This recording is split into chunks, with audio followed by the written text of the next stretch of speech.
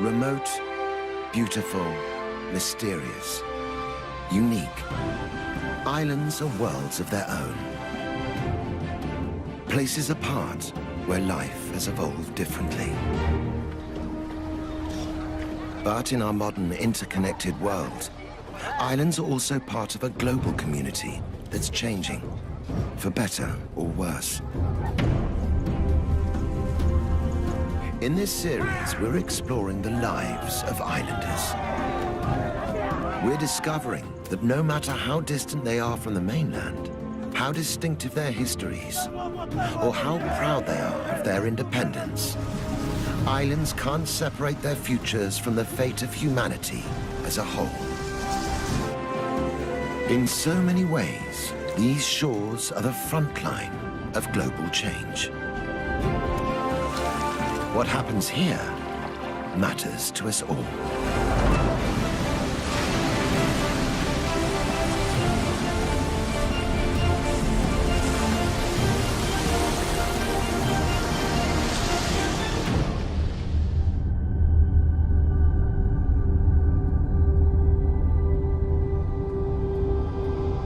Amid the vast expanse of the South Pacific, isolated by the endless blue, is the Republic of Fiji. 322 islands forged in the heat of volcanoes. Rugged mountains fringed by sandy shores.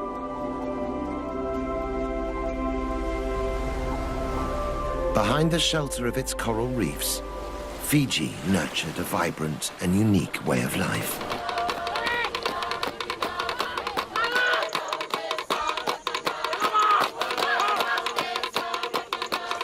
Over the centuries, it grew to be a powerful and proud culture. Notorious amongst early European explorers for its ferocious cannibals and mighty warriors.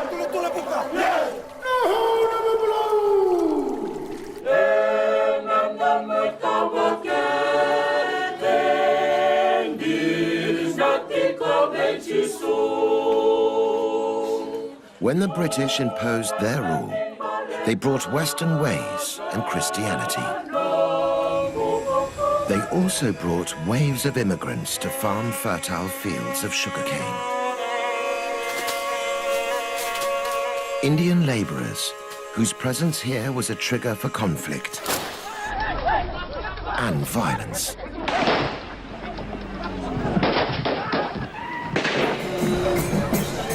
Today, an uneasy peace reigns. The new and old ways sit side by side. And the latest arrivals are tourists for whom Fiji's islands are a tropical paradise.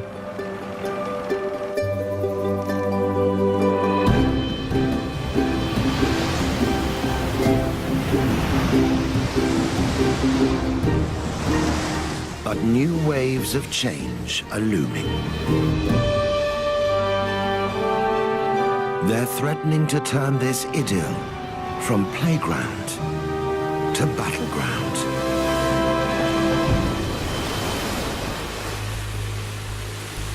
Sometimes the danger is all too obvious. But for those who know where to look, the effects can also be seen in the depths of the forests and beneath Fiji's blue lagoons. Sea temperatures are rising, coral reefs are dying, and the natural breakwater that protects Fiji's shoreline is being washed away. It's islanders who are on the front line of the fight to restore the balance. Strong and resilient, they also know how to nurture and heal. Now they are drawing on both sides of their nature to face the tests the world is throwing at them. Will it be enough to keep this paradise sunny in the teeth of the gathering storm?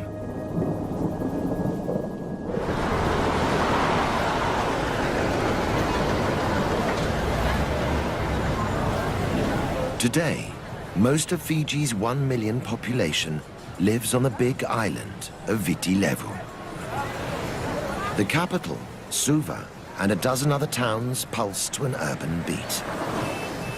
But outside the cities, life is organized along traditional lines.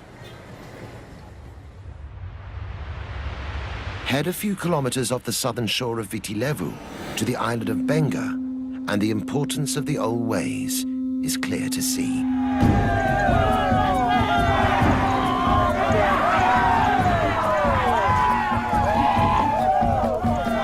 Here, ancient rituals evoke a pre-contact, pre-Christian world.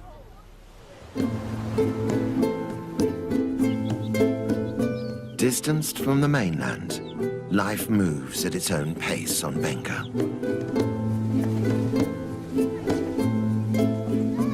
Underpinning this modern-looking village is a unique way of life, where ancient traditions still survive.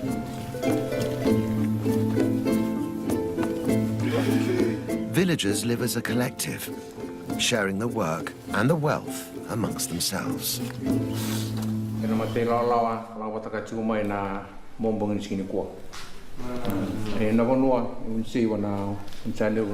They are led by this man, Tui Sau.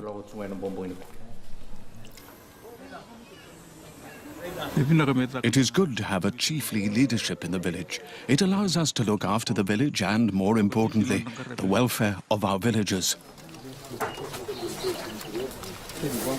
Today, Tui has ordered the villagers to prepare for an incredible ritual, which proves the power of the old tribal ways.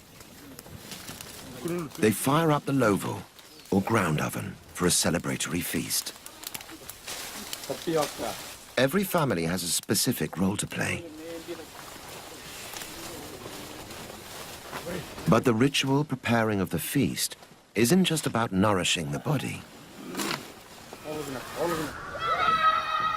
It's one of the ways in which village children are taught to respect their tribal traditions. For Tui Sau, it's crucial to ensuring the old ways survive. It's important to teach them the right protocols, how to behave, and the different roles they must adopt in the village. But across the ocean, winds of change are blowing towards Benga. I think the Western way of living in Suva has a negative effect on our lives. It's easier to look after the village when there is one way of life and everyone is united.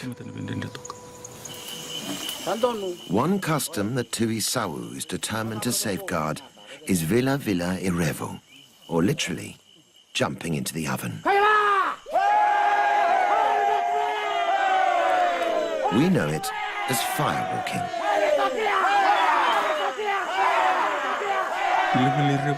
Firewalking has been around for as long as Benga itself.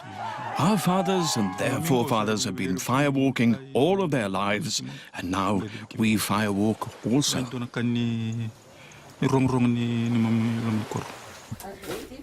Firewalking is just for men, but everyone's involved in weeks of preparations. For the performers, getting ready for the ritual requires certain personal sacrifices. There are a few taboos. The most important is that the firewalkers must not sleep with their wives for 4 nights beforehand, and they can't eat coconut or burnt foods either. Before the firewalking, a ceremonial meke evokes the Sau tribal spirit.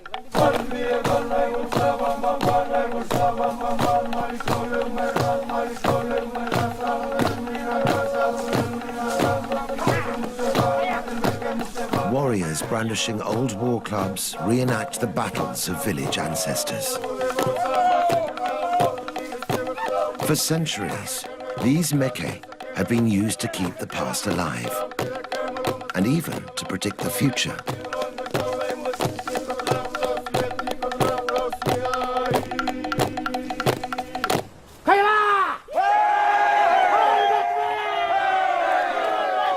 The priest starts the ritual, calling the firewalkers to prepare the flaming pit. It's vital everyone follows instructions.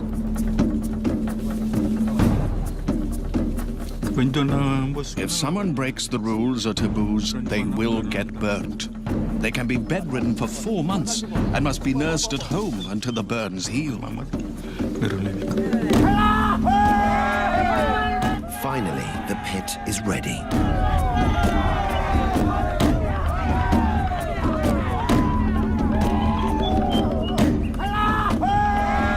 One by one, the Sawu tribesmen brave the scorching heat to walk in the footsteps of their ancestors.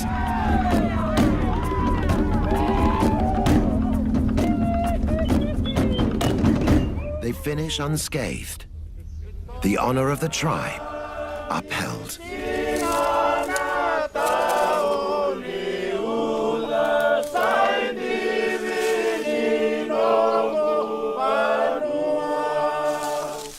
But Tuisawu knows the isolation of the island can only protect its people for so long.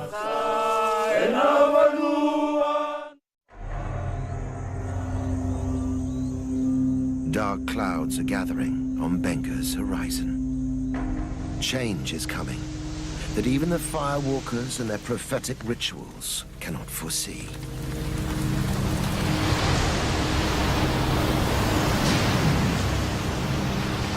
It won't be the first time waves of unexpected change have washed over these islands.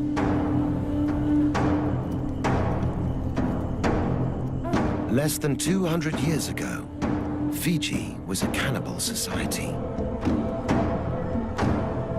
Tribal warfare was commonplace. Eating your enemy was the ultimate revenge.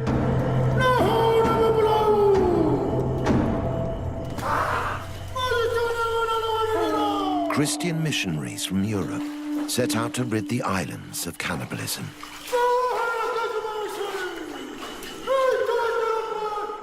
In 1867, Thomas Baker, an ambitious young minister, would pay the ultimate price. Declared an enemy, Baker was offered up as a sacrifice to the tribal war god.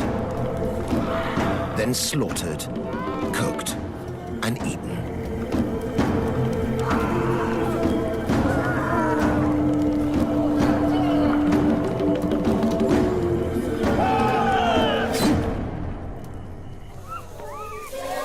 But Baker's sacrifice was not in vain. Violent Pacific traditions were tamed by Christianity. And today Fijian Christians regard the old days as Naguana ni Tevoro, the time of the devil. When Christianity came to Fiji, the missionaries were eaten. But people have seen the power of God and the gospel. It has taken away cannibalism and warfare. Asanatha Vikana is a Sunday school teacher in Nialwa village in the north of Fiji's main island, Viti Levu.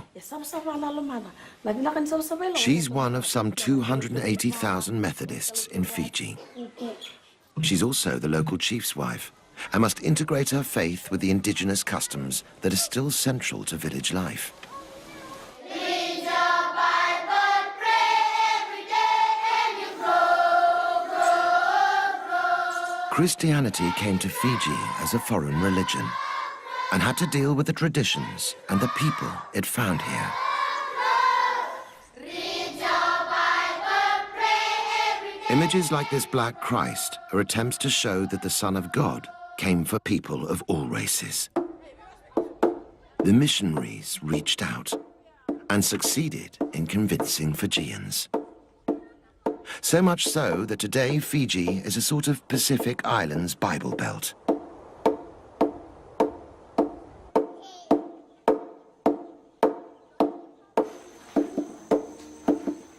Although the days of tribal warfare are behind them, the villagers still have a tribal approach to worship.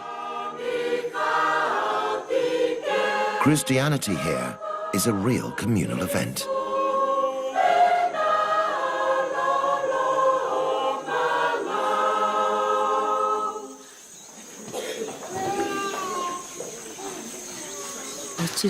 God has given us love for one another within our community. That's why our village is united. Also uniting the village is Asanatha herself. As the chief's wife, she shares his responsibility for the community's well-being. I am the mother of the village. If someone is hungry, it is my job to give them food. If someone comes crying, if there is a problem, it's my responsibility to provide them with what they need. In 2004, that responsibility inspired Asanatha to dream of big changes. Realizing Niawa's children had no access to nursery school, Asanatha started the region's very first kindergarten. It's important for the children to have an education. Education can bring about change in our village. Now, there's a network of kindergartens in the surrounding villages.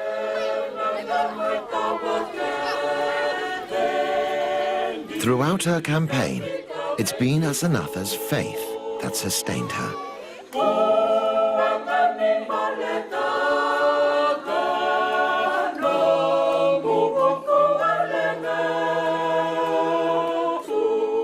But the new faith and the old ways don't always go harmoniously together.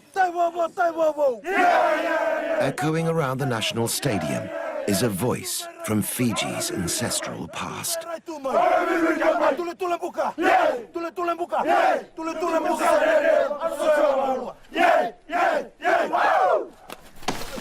The Thimbi is an ancient war chant. These days it sends the Fijian rugby team into battle.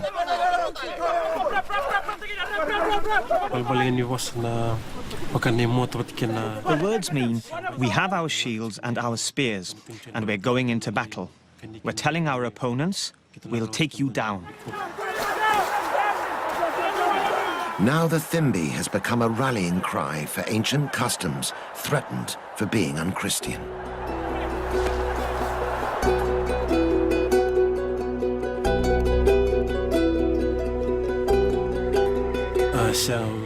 Our elders have been dancing the Thimbi since their time, and now we're doing it. It's been passed down to us. Sireli Nakalavuki performed the Thimbi in over 20 matches. The Thimbi makes you feel strong as you prepare for battle. It psychs you up, ready for the game.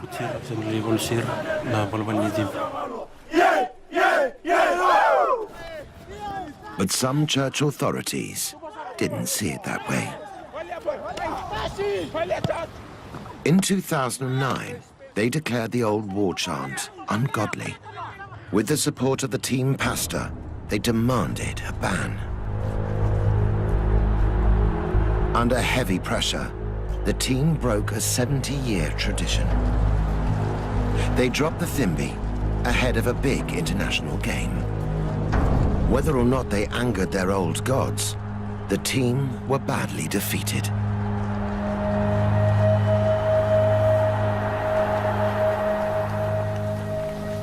For rugby fans across Fiji, this was the cue to tackle the authorities head-on. They stood up in support of the old ritual and its place in the much-loved national game.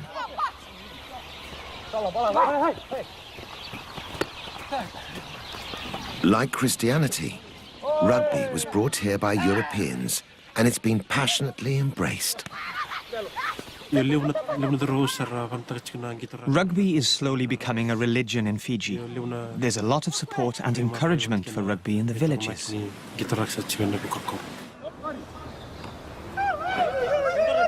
It's one of Fiji's best-known exports, and a matter of great national pride. Before I play a match, my parents urge and encourage me. Go and show the world that you are a good rugby player and bring success to Fiji. Eventually, those calling for the return of the Thimble were heard. The rugby union stood up to the Christian objectors and reinstated the old war chant. Before each game, its battle cries echo once more, carrying Fiji's pride in its tribal past around the world.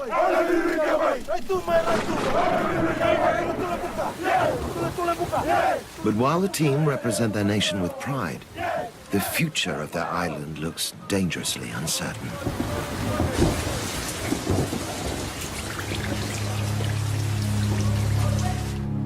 Tides of change are threatening to wash away the land which inspires such patriotism. Fiji and the whole world is feeling the effects of climate change. A big factor on the island is the El Niño weather pattern.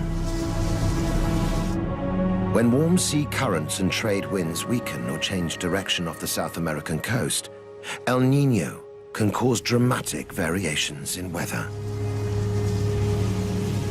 In Fiji, it's happening more and more frequently. Extreme droughts and severe storms ravage the land. Beneath the waves, the destruction continues. Warming seas are killing the algae that sustain the great coral reefs.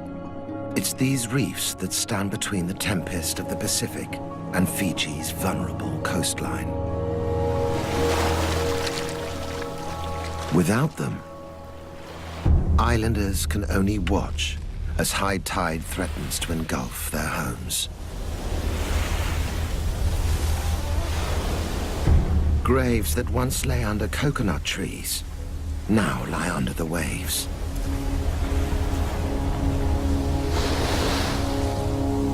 History is being washed away.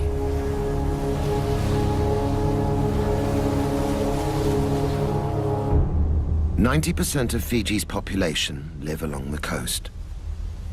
Many are wondering if it's time to head for the hills.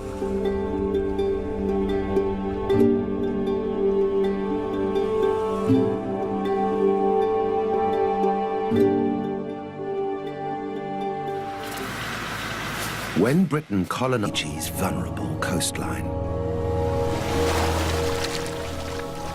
without them, islanders can only watch as high tide threatens to engulf their homes. Graves that once lay under coconut trees now lie under the waves.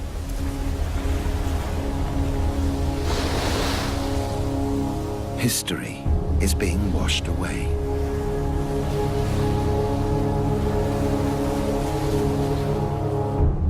"90% of Fiji's population live along the coast. Many are wondering if it's time to head for the hills.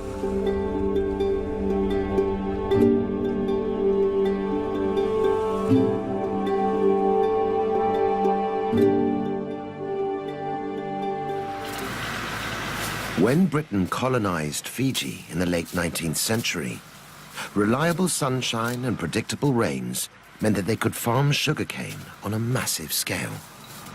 Sugar became the cornerstone of Fiji's economy. A new Pacific industry was born.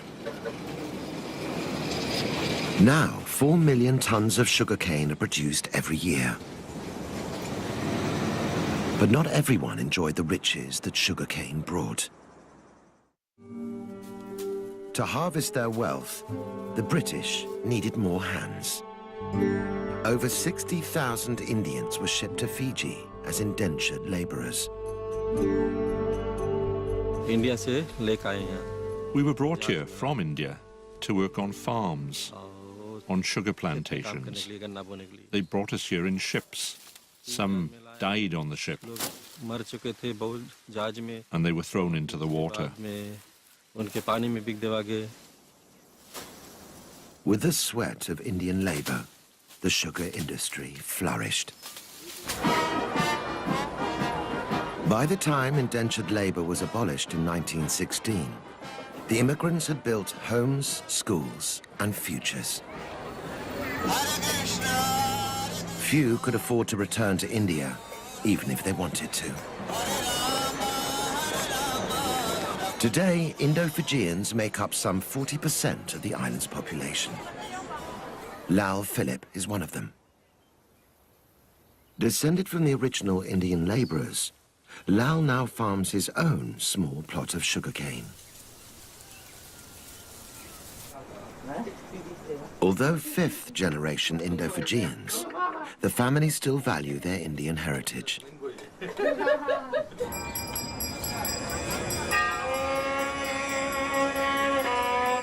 Their Indian spirituality has taken root in their adopted homeland.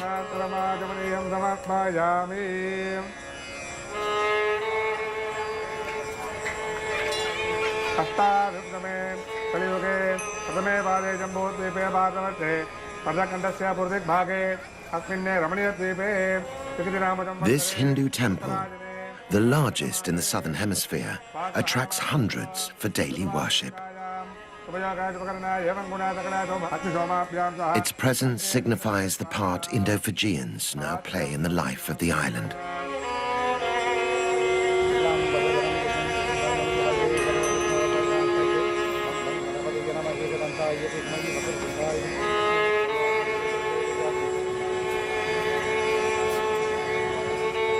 Inside, the devoted worship Lord Murugan, the guardian deity of the seasonal rains. But is he hearing their prayers? 1996-97 was a very dry season. The cattle started to die and food was scarce. It was very difficult. We thought that we might not survive the drought. So many of our cattle died.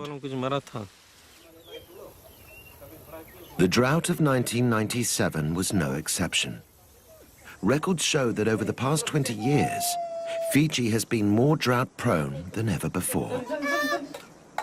It used to rain in December, January, February. Now we don't see rain, and it's too dry. Without rain, the sugarcane doesn't grow well, and the crop yield decreases day by day. The country is facing hard times.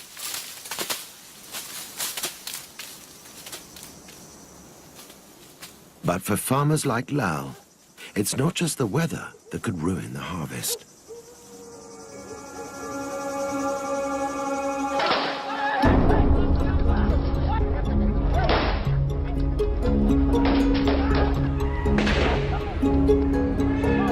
"30 years of political instability have rocked this island republic.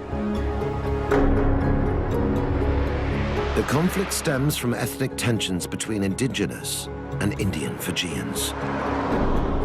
In the past, those resenting the Indian presence took matters into their own hands. Blood was spilt on both sides. Fueled by these tensions, 4 governments were overthrown. Thousands of Indo-Fijians fled Fiji, but leaving wasn't an option for Lal. I'm an Indo-Fijian. My blood is mixed. If we're born in Fiji, then we are Indo-Fijian. Today, an uneasy peace reigns in politics. But the battle to protect these islands from the El Niño effect goes on. Droughts aren't the only problem. Extreme storms also threaten livelihoods. Satendra Philip is another member of Lal's family. He harvests his crop from the sea.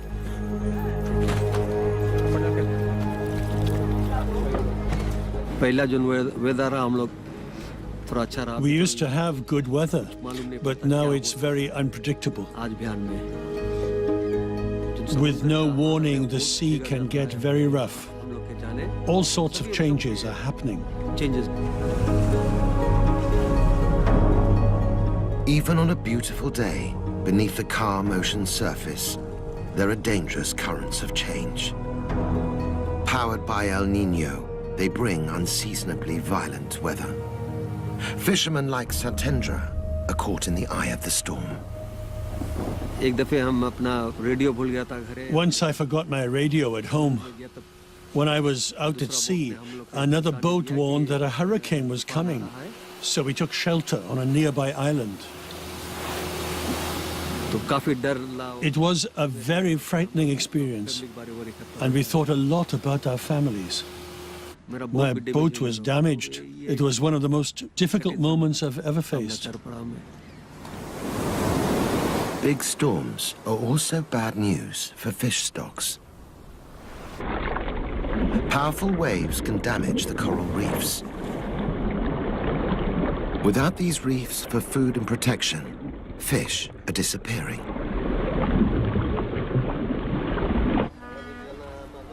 Outside the cities, half of all households depend on fishing. The changes in weather threaten their whole way of life. Their children face an uncertain future.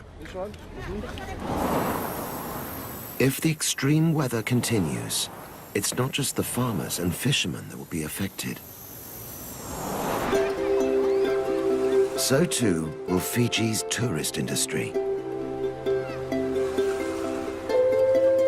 Each year, 500,000 visitors arrive looking for their own castaway paradise.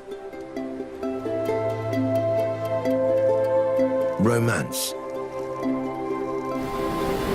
adventure, culture. Fiji has it all.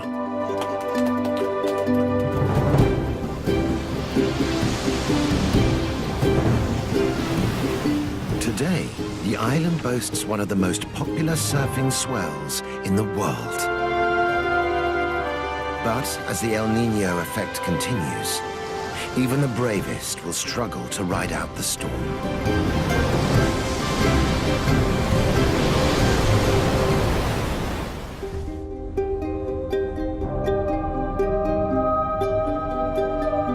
Inland, there's a different landscape at risk.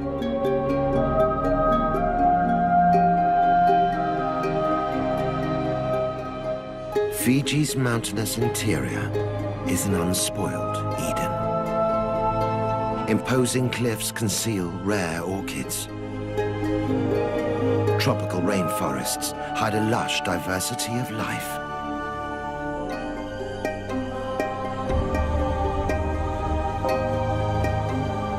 Yet even Fiji's heartland is at risk from the El Niño effect.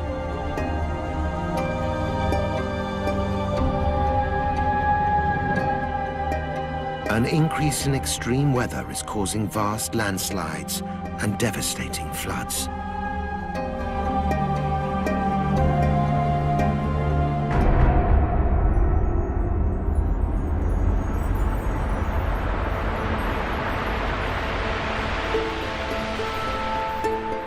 Hidden in the remote Nasori highlands is a village lost in time.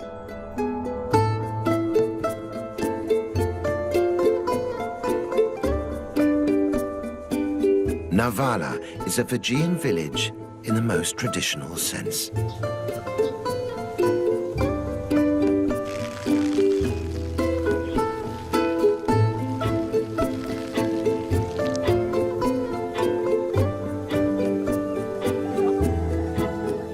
With no mains electricity, life goes on much the same as it did hundreds of years ago. Everybody works together for the good of the community. Homes are built, children are taught, and the sick are treated at no cost to the individual. But the effects of climate change are threatening this utopian idyll. Mili Sura is medicine woman to more than 500 villagers. She comes from a long line of traditional healers.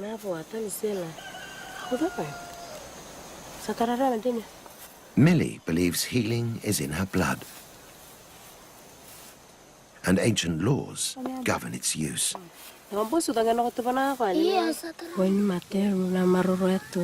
I keep my knowledge of medicine making a secret. I can't tell anyone else because if I make this knowledge public, it can reduce the effects of the medicine. Millie sees her patients every day, and their complaints are seasonal.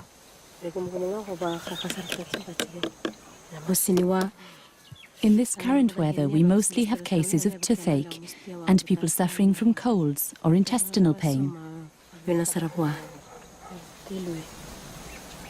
This patient has an abscess. Using herbal remedies, Millie can offer pain relief and a natural antiseptic.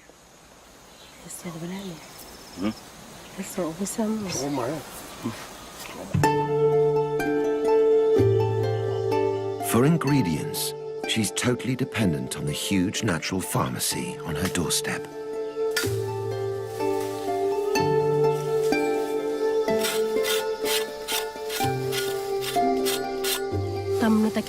You have to walk far to reach some medicines, while others grow in hard-to-reach places like on cliffs or the top of a mountain. The harder it is to find, the better the healing power of the medicine.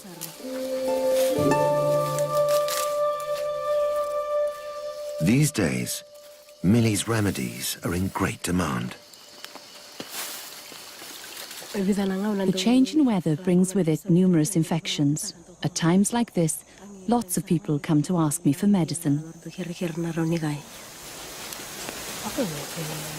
People here have come to understand how the plants and herbs which grow around them can keep their families healthy.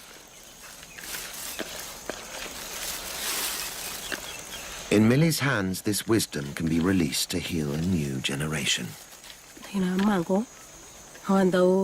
Take a mango tree, for instance. It can be used in lots of ways. It can be scraped and mixed with hot water and salt for gargling. And it can also be drunk to treat diarrhea.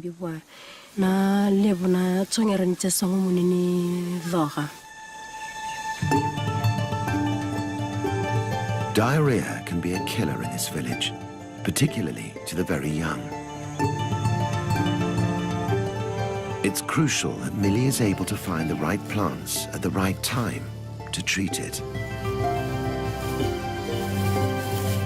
But the changes in Fiji's climate are putting Millie's natural pharmacy in danger.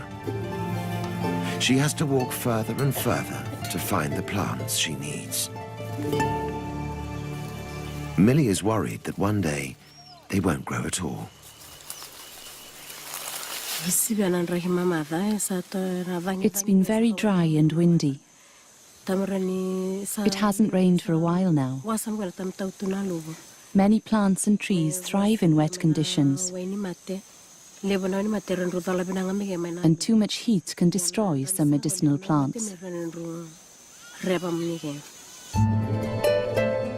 The whole island seems to be sending a message that the balance of life here is changing. Since the dawn of time, it's the sea that has kept the equilibrium. As powerful waves sculpted the landscape, life on Fiji evolved in sync with the swell. But the tide is turning. The sea surrounding the islands is warming, killing the fragile ecosystem beneath. It's a symptom of global warming that the islanders must address, or suffer the effects. Panapasanamali is on a mission to restore the balance of life in Fiji's waters. He's taking a hands-on approach to fulfilling the responsibility passed down to him by his tribe. I'm one of those who are called the Fishmen. I was chosen by the Nakalevu, the High Chief of Nadroga. Our relationship with the sea began with our forefathers, and I inherit that today. As part of that legacy, Panapasa is trying to halt the damage that's going on beneath the waves, starting with the coral reefs.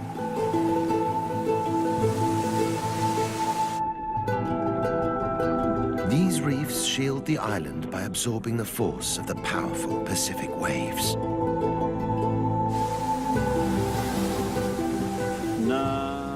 The reef is very important to us. I'm witness to this. During bad weather like cyclones and tsunamis, the reefs protect us from the effects. The reef is also home to many species of fish. Feeding on the coral, some fish produce and excrete tons of sand, which is key to replenishing Fiji's shoreline.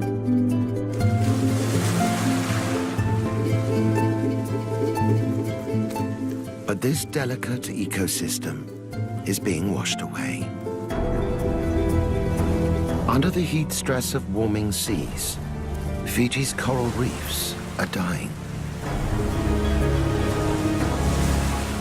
In some parts of the Pacific, 80% of living reefs have been lost.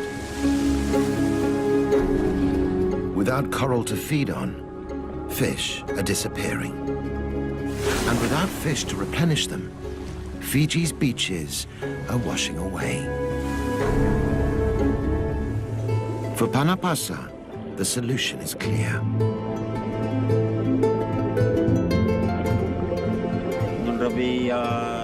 The relationship between the fish and the sea needs to be revived.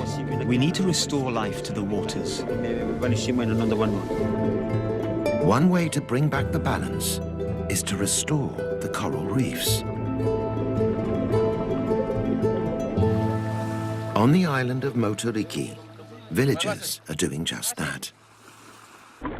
They've started to farm coral on a scale that could make a difference. Using artificial trays to grow cuttings of wild coral, they hope to bring their reef back to life.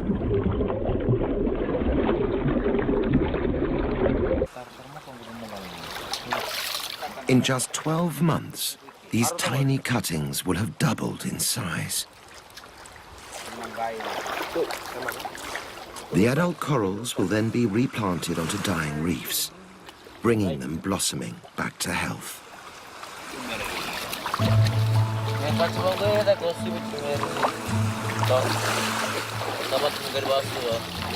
By renewing the reefs, these islanders are helping build a sustainable future for Fiji. One that could make a global impact.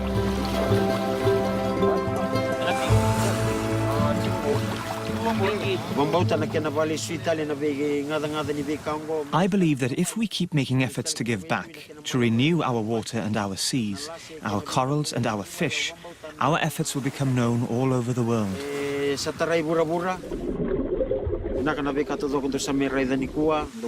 Everything you see here, I have faith in and believe in.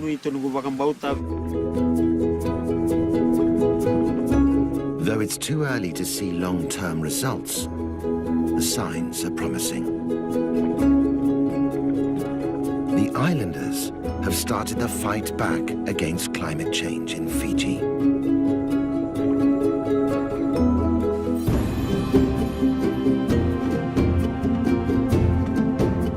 Islands are special places. Fiji's islands amongst the most distinctive of them all.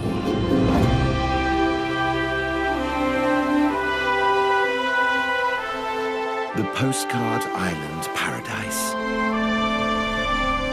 This is the beauty that has carried Fiji's name far and wide.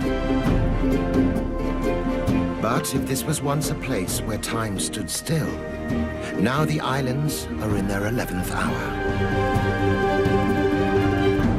The isolation that preserved their ancient rituals no longer provides sanctuary.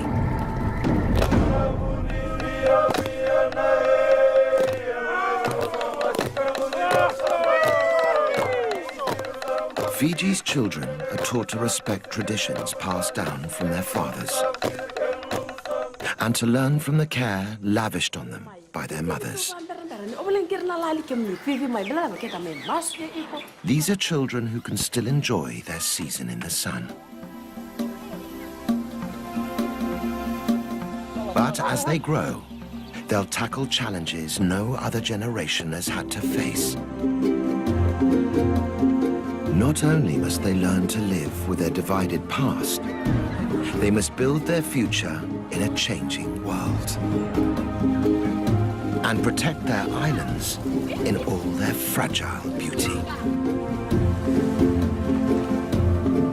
Facing new horizons, Fiji's children must adapt, even as they hold fast to the strengths their island legacy has given them.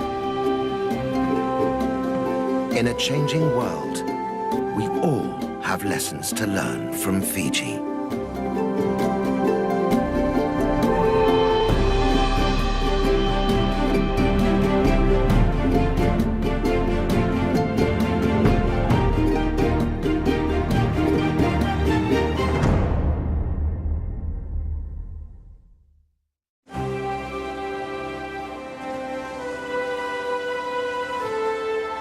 Remote, beautiful, mysterious, unique. Islands are worlds of their own. Places apart where life has evolved differently. But in our modern interconnected world, islands are also part of a global community that's changing, for better or worse. In this series, we're exploring the lives of islanders. We're discovering that no matter how distant they are from the mainland, how distinctive their histories, or how proud they are of their independence, islands can't separate their futures from the fate of humanity as a whole.